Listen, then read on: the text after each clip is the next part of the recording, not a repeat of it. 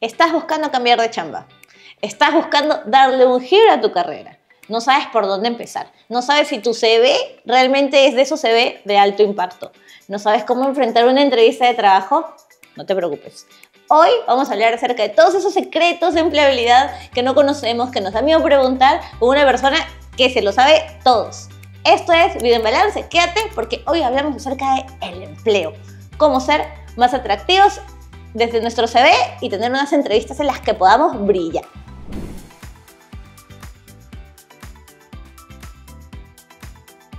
Bienvenidos nuevamente a Vida en Balance. Hoy hablamos, ya saben, sobre empleabilidad, señores, porque no hay uno solo que no esté postulando algún trabajo, digamos, cada 6 meses, cada 3 meses, una vez al año, que le estén dando una vueltita al mercado laboral.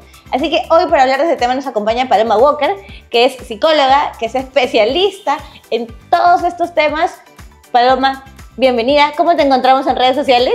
Gracias. Sí, me pueden encontrar como thehub.pe. Así me encuentran. O también como Paloma Walker. Me pueden encontrar en redes. Vamos directo al tema porque estoy segura que a la gente le interesa muchísimo el tema de la empleabilidad. ¿Qué papel juegan hoy las redes sociales en el tema laboral? ¿Tengo que estar sí o sí en LinkedIn o todavía puedo ser medio fantasma por ahí?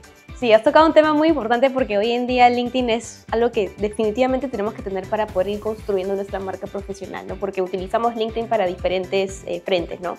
Puede ser desde buscar empleo, puede ser para actualizarnos con cursos, con herramientas, puede ser para mapear y buscar a las personas que trabajan en las compañías donde queremos estar, si queremos trabajar en el área de finanzas, ¿no? Y también queremos contactar por ahí a las personas que trabajan en recursos humanos, lo podemos hacer. Entonces, es una red que nos ofrece bastante porque no solamente son las oportunidades de empleo, sino vemos el detrás de las compañías, ¿no? Por ejemplo, información, las empresas están trabajando hoy en día su marca empleadora en las redes, como en LinkedIn, para hacerse mucho más atractivas hacia las personas o agentes externos y que postule más gente, ¿no? Y que llegue talento de alta calidad. Entonces, ese es el tema de LinkedIn. Si es que no tenemos hoy en día nuestro perfil de LinkedIn, nos quedan otras bolsas laborales como trabajo o Boomerang, pero no tienen tanto ratio de eficacia como LinkedIn porque esa es la principal hoy en día. Entonces sí o sí necesitamos tener el perfil para poder encontrar oportunidades. Y claro, aquí viene otro tema, porque muchas veces la persona se crea el perfil y dicen, ok, ya lo tengo, pero no tiene foto, no tiene banner, no tiene información. Entonces el algoritmo de LinkedIn va jugando a tu favor en función a qué tanto completas tu perfil. Si tú lo tienes completo, entonces ya te da visibilidad de más convocatorias y te dice, puedes postular a esto en función a tu experiencia, perfecto. Pero mientras más vacío esté, no te da ese alcance y tampoco puedes agregar o buscar a la gente que tú quieres de las diferentes empresas de distintas industrias. Entonces esa es la importancia que tiene LinkedIn. Ah, no sabía que te bloqueaba búsqueda de personas, o bueno, te abría la oportunidad de buscar personas dependiendo de cuán completo estaba tu perfil. ¡Qué interesante! Sí, sí, porque de hecho hay gente, ¿no? O sea, lo que trabajamos en sesiones es, ok, ¿cómo buscar a las personas que a ti te interesan para que puedas establecer una oportunidad de contacto? Entonces nos damos cuenta que el perfil está vacío, quieren buscar y les sale solamente 2 o 3 resultados de búsqueda, o sea, 3 perfiles. Pero cuando tienes un perfil mucho más completo, te salen 1 a 10 páginas. Entonces, claro que las búsquedas son limitadas en LinkedIn, o sea, te cobran si quieres hacer más de 15 o 20 búsquedas, pero si eres una persona que simplemente está buscando conectar de vez en cuando y no lo utilizas a diario, no se te va a gastar eso, ¿no? Claro. Pero de todas maneras es un arma bastante fuerte para que puedas posicionarte más rápido. Claro. Otra herramienta que tenemos es nuestro clásico CV, que es el que mandamos por correo ahora. Lo primero que ven. Claro, es lo primero que ven. ¿Cuáles son los errores más comunes que cometemos ahí? Ahora, por ejemplo, hemos entrado en un punto en el que o tu CV debe ser diseñado o debe ser un documento limpio, sin imagen, solamente texto. ¿Qué hacemos, Paloma? Sí, eso en realidad es un tema bastante común porque el CV tiene diferentes frentes, ¿no? Tenemos nuestro perfil profesional, que es lo que nos resume o lo mejor sobre nosotros a nivel académico, habilidades y experiencia. Luego tenemos las experiencias, voluntariados, los cursos. Entonces aquí muchas personas se preocupan por el formato. Dicen, no, existe un formato Harvard que es el formato que va a pasar las ATS. La ATS es un Applicant Tracking System, que es una plataforma que gestiona diferentes procesos dentro de recursos humanos. No solamente va a identificar palabras claves y va a pasar tu hoja de vida. Entonces hay mucha información errónea ahí afuera que las personas consumen y esto los vuelve muy ansiosos durante su proceso de búsqueda. Entonces, para el CV, lo más importante es tener un formato legible, un formato en Word, por ejemplo, donde se puedan visibilizar nuestras principales experiencias, que haya una buena redacción, que no hayan errores ortográficos, porque de hecho considero esa el error más grande, ¿no? Porque a veces uno se enfoca mucho en sí la experiencia, que las empresas o estos conocimientos, y hay faltas ortográficas o no se ha preocupado por el tamaño de la letra está más grande aquí y luego está un poco más chiquito. Entonces, si no te preocupas por ese formato básico, ¿qué se puede esperar para más adelante, ¿no? O sea, la hoja de vida tiene que estar pulcro y en realidad esta es una fuente para que uno pueda llegar a la entrevista laboral. El CV no es la fuente principal para ver si la persona es elegible para la posición. El CV es, ok, llega al proceso de selección y yo con eso puedo ver si la persona es apta para la entrevista, no apta necesariamente para la posición. Porque una vez que ya pasas el CV o ya lo aprobamos, llega la entrevista y ahí ponemos a prueba las habilidades blandas, ¿no? que es otro tema. Pero el CV sí es importante para poder colocar las palabras claves en función a lo que hemos hecho en nuestra experiencia previa, ¿no? También hay personas que postulan a convocatorias y dicen, pero yo tengo experiencia en eso, ¿por qué no me han llamado? Y muchas veces es porque nosotros no nos detenemos a leer cuál es esa convocatoria, qué es lo que piden, cuál es la necesidad del puesto y adaptar a las palabras claves que esa convocatoria pide. O sea, ¿debería adaptar mi CV a cada puesto al que postulo? No necesariamente. En realidad uno puede tomar como referentes, ¿no? Si vemos una convocatoria de una empresa grande, de un sector donde siempre he querido trabajar. Entonces, si adapto esa convocatoria, ya no va a ser tan necesario que siga adaptando para otras convocatorias del mismo tipo de empresa. ¿No? Ya. Entonces, ahí vas a encontrar un referencial. Si es una compañía grande, imagínate que quieres trabajar en Bacus y tú dices, ok, me interesan empresas de consumo masivo. Perfecto. Utiliza una convocatoria de Bacus para colocar las palabras claves más representativas en tu hoja de vida. Y si más adelante ves alguna otra convocatoria con ciertas variantes que sean excluyentes o muy importantes para la posición, colócalo, pero no tienes que adaptar siempre. Y aquí viene también otra parte, que muchas personas piensan, lo adapto al 100% y con eso ya estoy listo para entrar al proceso. Y no es suficiente, porque hoy hay mucha competencia. Desde la pandemia, como llegó una era digital así que no esperábamos, las empresas cambiaron mucho su forma de trabajar, incluso ahorraban mucho, ya no querían contratar mucha gente externa, querían priorizar más talento interno o los procesos se dilataban demasiado en cuestión de tiempos, a veces postulabas y te llamaban después de un mes o de repente te llamaban y ya no te volvían a llamar. Entonces hay tantas personas que están buscando empleo ahorita que es muy importante hacerse visible mediante la red de contactos. Entonces a veces uno cree, yo soy elegible para esta posición, postulo, no tiene que quedar ahí. Lo importante es que siempre uno trabaje en, ok, ¿cuál es mi red? ¿Quién es mi círculo en este momento? ¿Quién me podría acercar a esta oportunidad laboral? O de repente, ¿a quién conozco que me podría acercar a esta oportunidad? Porque no es el contacto que te da el puesto de trabajo, sino que te acerca a la oportunidad de que tengas la entrevista y pasas a competir con las otras personas que ya estaban en ese proceso, ¿no? Entonces, la postulación o el uso de CV tiene que ir acompañado de estas otras aristas para multiplicar tus oportunidades. Y por ejemplo, Paloma, ¿cuáles son las principales cosas que ven cuando están ante un CV? Un reclutador está ante un CV y dice, tengo que ver, o sea, eso es lo mínimo que tengo que ver. ¿Las páginas les importan o al final no les importan, por ejemplo? Sí, eso sí es muy importante, porque si es que una persona no sabe ordenar o sintetizar la información en 2 hojas, por ejemplo, y tiene 6, 7 hojas, yo puedo pensar, la persona no sabe muy bien resumir información. Y si, peor aún, es una posición que va a trabajar mucho con documentos o de repente análisis de información, hacer informes, y necesito que el informe sea de una hoja o de una presentación de PPT de solamente 3 láminas, ya me está soltando un indicador ver la cantidad de hojas en el CV. Entonces hay pequeñas cositas que uno dice, no, que los reclutadores tienen que revisar todos los CVs que llegan, pero hay distintos factores que te pueden descartar que son básicos, ¿no? Y en realidad yo lo veo como una ayuda para el área de reclutamiento porque va a llegar 500 personas por cada convocatoria. En la vida van a revisar los 500. Entonces tiene que haber ciertos criterios. El primero, la cantidad de hojas, máximo 2 a 3 hojas en el caso de que tengas una posición gerencial o ya estés en una posición de directorio, por ejemplo. Muchos años de experiencia, perfecto, puedes tener 3 hojas, es totalmente válido. Posiciones que requieren bastante investigación científica, por ejemplo, roles de medicina, ¿no? Ese tipo de carreras sí, porque hay más investigación de por medio y es totalmente aceptable. Pero para otro tipo de roles, como de repente recursos humanos, financiero o operaciones en general, no necesitas tanta información. Entonces la idea es que sea 2 hojas como máximo, ¿no? Y por ejemplo, ¿cómo deberíamos estructurar nuestro CV si es que queremos postular a empresas internacionales, a empresas grandes como lo que nos decías, Bacus, por ejemplo, o a un puesto que ahora ya hay menos, pero que todavía existen, de trabajo remoto? O sea, ¿hago algún cambio o debería ser el mismo CV que estoy presentando regularmente en las demás postulaciones? Claro, en realidad depende. O sea, cuando dices empresas internacionales, ¿te refieres a residir en el extranjero o trabajar de forma remota para ese país desde aquí? trabajar de forma remota, que es lo que normalmente se Trabajar de hace en forma este remota. momento? En realidad depende mucho de cuál es la posición per se, ¿no? Si de repente es una posición remota y están buscando personas en el mercado latinoamericano, porque pasa mucho que hay empresas de Estados Unidos que les resulta más rentable contratar a gente de Latinoamérica por el salario, ¿no? Porque de hecho un buen salario aquí o un buen salario allá en Estados Unidos, o mejor dicho, ¿no? Nosotros, no sé, acá podemos tener un salario de 3.000 soles o 2.000 soles por una posición administrativa. Si te contrata una empresa de Estados Unidos, te podría pagar un equivalente de 6.000 a 7.000 soles por una posición administrativa. Estamos hablando de 4 veces más de lo que paga el mercado peruano, y para ellos sigue siendo más barato de lo que le pagarían a un local. Entonces, empezando de ahí para que tú encuentres cuál puede ser tu ventaja competitiva. Entonces, primero, saber inglés, porque hay personas que dicen, no sé mucho inglés, pero puedo mandar mi CV en inglés y eso me da valor. Ok, pero pueden llamarte y te llaman y luego se dan cuenta que no tienes el nivel de inglés. Entonces, hay que ser bastante conscientes también en ese proceso, ¿no?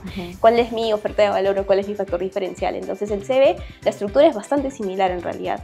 Hay estructuras de CV que son hechos en Word, que solamente tienen tus datos personales, tu perfil profesional, tu experiencia, cuáles son tus estudios, conocimientos, voluntariados o proyectos, y eso es todo. Ese estándar lo puedes utilizar tanto para empresas internacionales, o sea, del extranjero, posiciones remotas o posiciones aquí. Lo que más importa es que la información o la calidad de contenido se adapte a lo que necesita esa convocatoria y también sepas multiplicar tus oportunidades.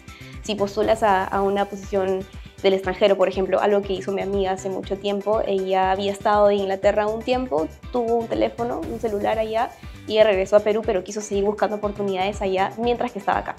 Entonces ella cambió su número de teléfono en el CV y puso el teléfono de Reino Unido, y solamente puso llamadas por WhatsApp, porque claro, no iba a entrar la llamada. Claro. Entonces, llamadas por WhatsApp, y pensaban que ella estaba allá. Entonces le daban mucho más oportunidades porque pensaban de alguna manera que era local, pero le daba la oportunidad de participar en los procesos.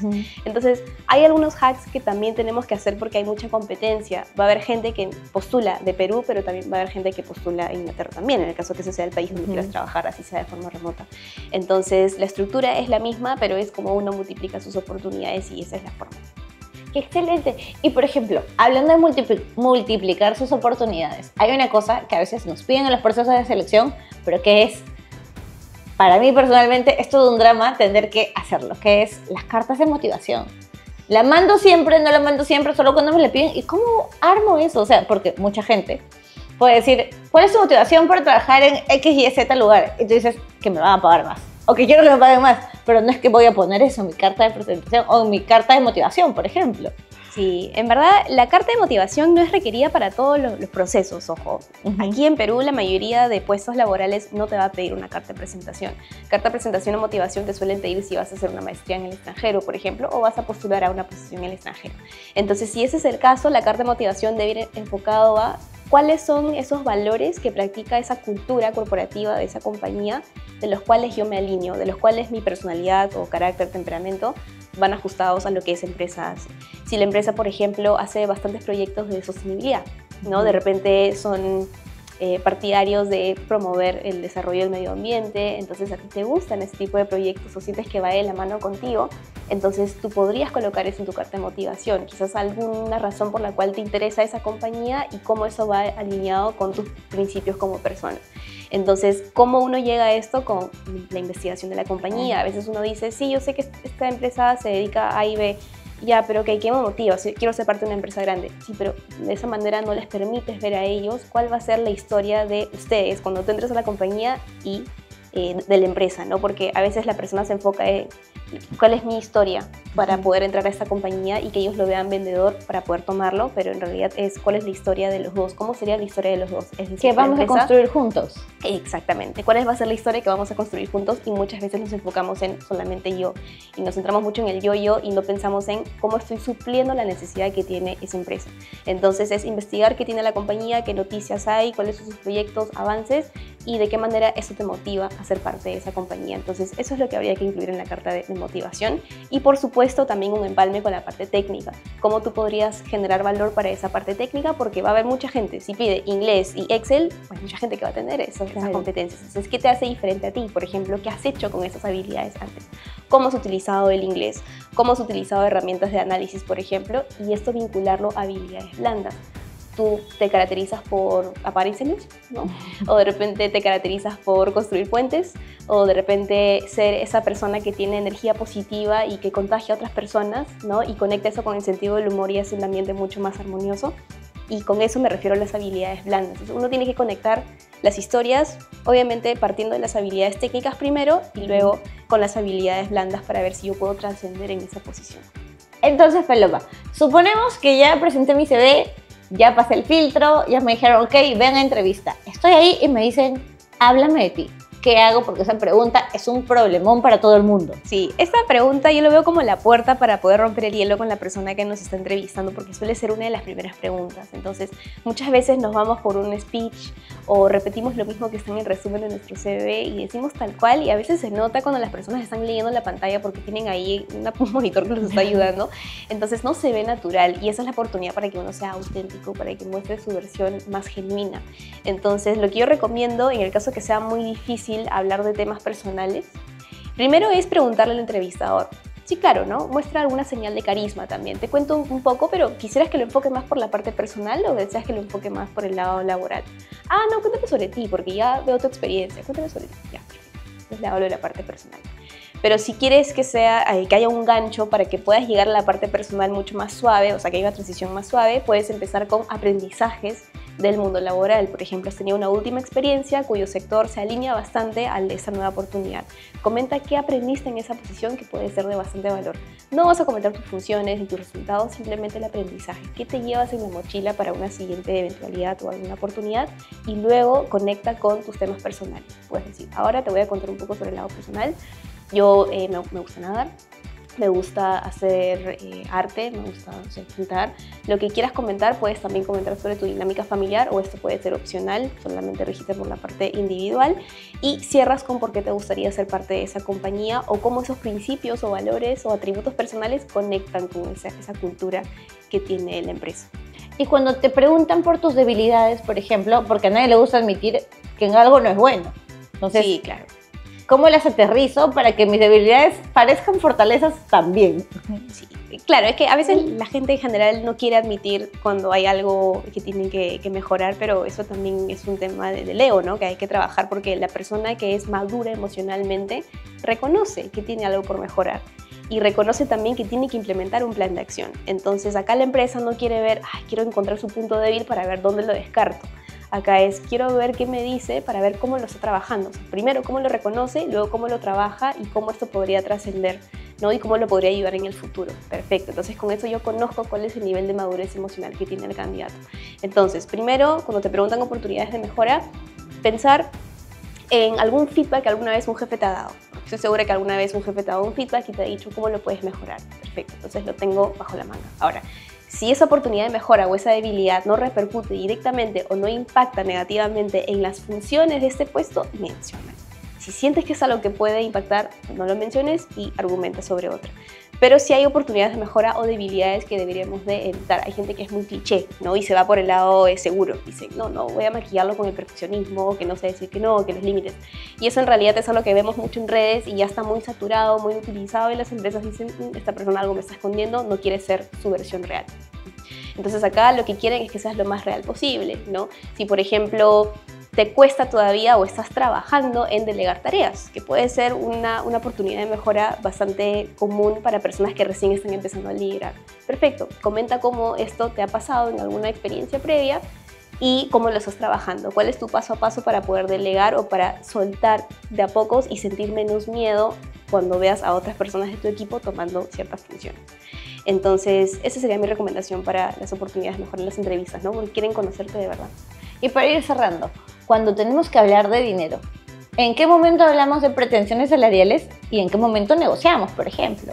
Sí, en realidad en las entrevistas laborales muchas empresas van a querer hacer lo que más les conviene, ¿no? Porque a veces, siempre cuando empiezan un proceso de selección, están con una banda salarial. Siempre van a tener una idea de cuánto es lo que te van a pagar. Entonces, yo recomiendo que siempre se discuta la parte salarial cuando ya estemos de repente en la segunda o tercera entrevista, y si la empresa no trae ese tema sobre la mesa, nosotros tener la iniciativa de preguntarles, ¿es apropiado conversar sobre el salario en este momento? ¿No? Porque hay veces que las personas llegan y dicen, bueno, ¿cuál es el sueldo? ¿No?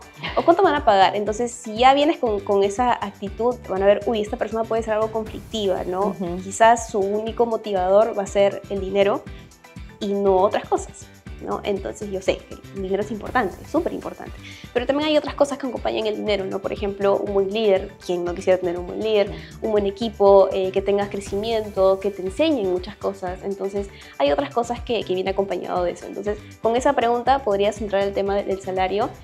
Y si quieres ir por el lado seguro, porque muchas veces hoy en día los sectores manejan bandas salariales muy diferentes, y a veces no sabemos y queremos realmente demostrar que tenemos interés en trabajar con ellos y no queremos arriesgarnos diciendo un rango que sea muy diferente a lo que ellos están manejando. Entonces podríamos preguntarles, ¿cuál es el rango salarial que están manejando para esta posición? Me podrían comentar cuál es la banda y te van a poder comentar. Ahora, van a haber casos donde las empresas te dicen, no podemos decirte, pero puedes comentarnos tú cuáles son tus expectativas salariales, o coméntanos cuál ha sido tu último salario, para poder ajustar o alinear las expectativas o el salario. En este caso, no es obligatorio que den su último sueldo, ¿no?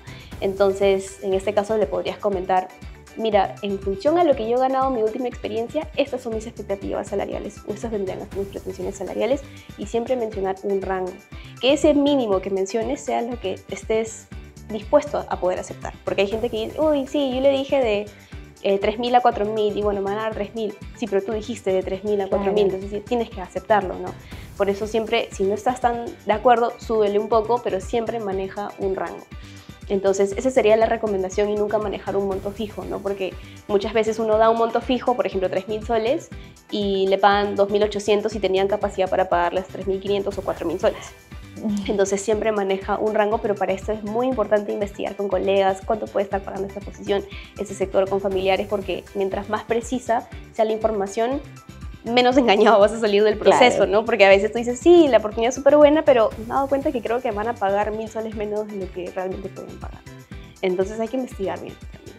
Para cerrar, Paloma, la última, ¿puedes darnos 3 recomendaciones que debamos tener sí o sí cuando vamos a una entrevista, cuando tenemos que hacer nuestro CV para brillar, para hacerlo así top, top, top? Sí. Primero, para la hoja de vida, siempre investigar, bueno, esto va para el CV y para las entrevistas, siempre investigar cuál es la necesidad que tiene la posición en ese momento, qué conocimientos requiere, qué funciones, cuál es el nivel de exposición que va a tener, cuál es el desafío que va a tener.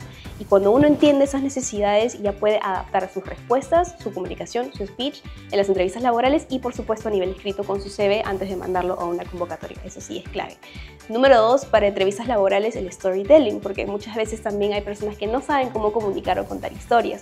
Cuando nosotros queremos demostrar que hemos tenido alguna experiencia o algún nivel de ejecución por algo que hemos hecho en el pasado, tenemos que contar la historia de cómo se hizo. No solamente decimos, sí, yo tengo experiencia en ventas.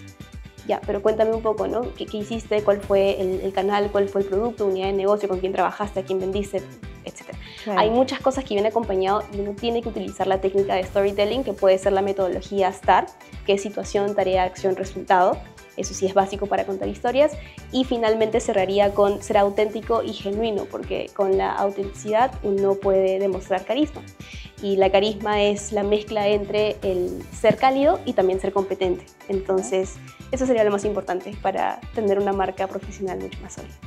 Así que ya saben, Paloma ya nos dio todos los tips. Si estás postulando, si estás cambiando de chamba, si buscas una chamba remota, si ya estás en el proceso de entrevistas, y si necesitan más consultas, pueden encontrarla en sus redes como Daja.pe o como Paloma Walker simplemente, y estoy segura que van a encontrar una serie de recomendaciones que ya tiene Paloma. También hay asesorías para quienes necesiten una mano extra.